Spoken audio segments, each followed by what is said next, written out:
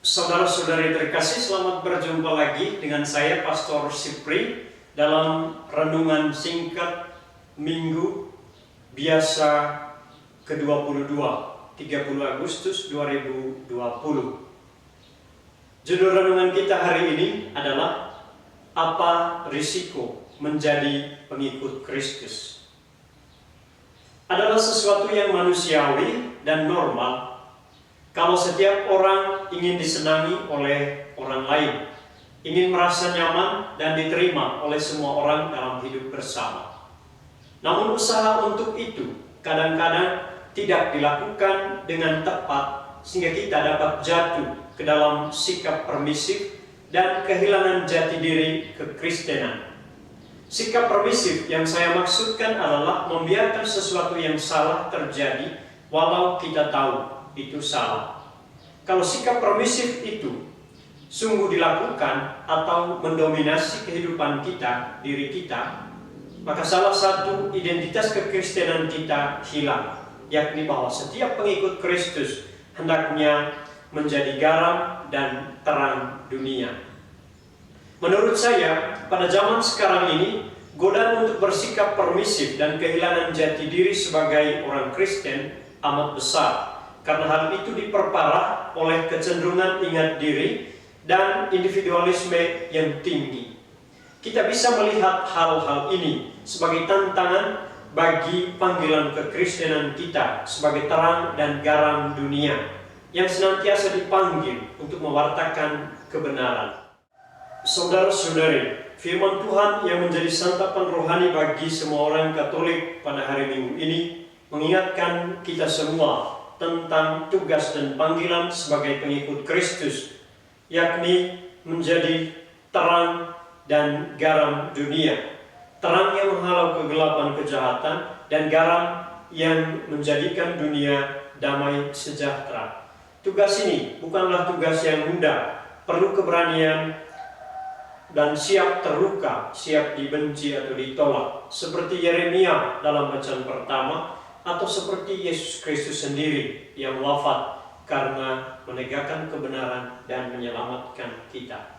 Oleh karena itu saudara-saudari, pesan firman Tuhan hari ini bagi kita semua, bahwa setiap kita yang dengan konsisten mewartakan kabar sukacita dan kebenaran dalam hidup bersama, tidak hanya ditempatkan pada rasa aman dan nyaman, tapi juga dalam kesusahan. Hanya sesekali kita diterima, tapi lebih banyak kita ditolak, tidak diterima, bahkan menjadi objek cemoohan atau olok-olokan.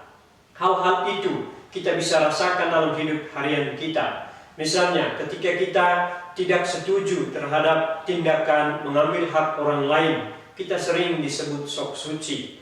Atau ketika kita menegur kesalahan orang lain, kita dianggap sebagai orang yang mengatur orang lain atau sok mengatur orang lain. Padahal sesungguhnya itulah tugas kita sebagai pengikut Kristus, mewartakan kebenaran, menegakkan keadilan, dan meningkatkan kejujuran dan kasih dalam hidup setiap hari. Maka hari ini Tuhan mengingatkan kita sekalian bahwa tugas kita adalah menjadi terang dan garam masyarakat, tetapi tugas itu mendapat tantangan dan kesulitan, mendapat penolakan, bahkan dicemooh atau diejek. Namun Tuhan sendiri telah menegaskan bahwa barang siapa mau menyelamatkan nyawanya, ia akan kehilangan nyawanya.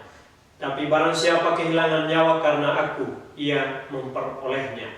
Demi kebenaran, demi kebaikan, demi keadilan, demi mewartakan kabar sukacita dan damai dalam hidup bersama, kita rela ditolak, kita rela dibenci, kita siap diolok atau dicemooh, namun kita disambut dalam kebahagiaan kekal di surga. Karena ketika Yesus datang di dalam kuasanya bersama Bapa dan para malaikat, ia mengganjar orang-orang sesuai dengan perbuatannya.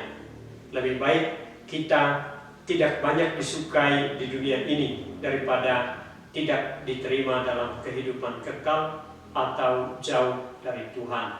Karena itu saudara-saudari, menjadi pengikut Kristus adalah menjadi garam dan terang dunia. Yesus telah menunjukkannya dengan sikap rela berkorban sampai wafat di salib. Yeremia telah dengan setia walaupun terus mengalami pergulatan, tapi akhirnya ia tetap menjalankan tugas kenabiannya.